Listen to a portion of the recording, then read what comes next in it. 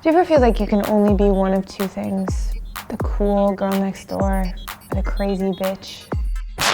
Like other words used to shame women, crazy is aimed at ladies as a means of separating them from idealized constructions of femininity. So how did this unfair connection between women and irrationality begin?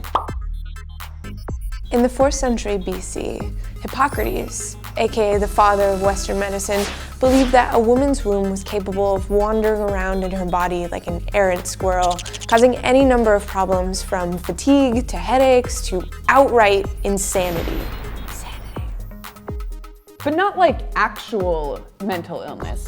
So, how are your parents doing? Whoa! Oh!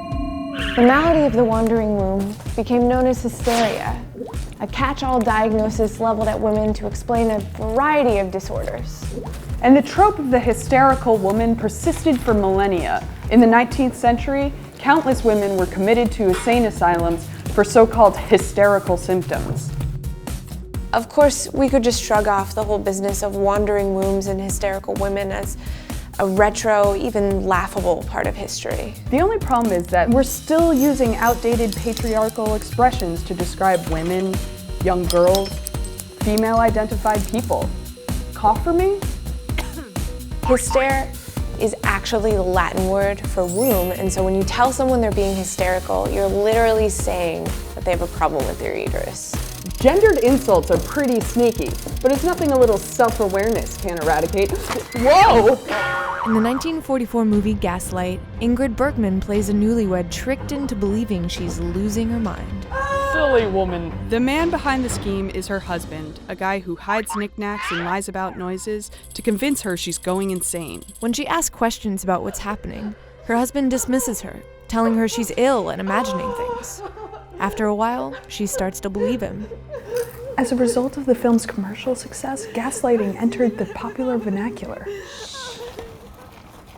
Psychologists now recognize gaslighting as a form of mental abuse, a means of confusing someone until they doubt their own grip on reality. What?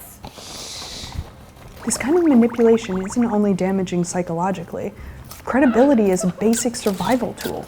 And giving legal standing to crimes like rape, domestic abuse, and sexual harassment hinges upon taking people seriously with regard to their own well-being. Whoa. Men get called crazy too, but it's usually after they've bragged about seeing Bigfoot or, after they've written an anti-government manifesto in the woods. Yeah, women get called crazy for significantly less. Like failing to adequately bury their emotions. Or asking questions people would prefer not to answer. There you go, little fella. Calling someone crazy is a means to delegitimize them and destroy their credibility. It's the oldest, sneakiest, not to mention most transparent trick in the book, which is probably what makes it so infuriating. So what can we do to make things better? Well, for starters, let's acknowledge that emotions do not equal insanity.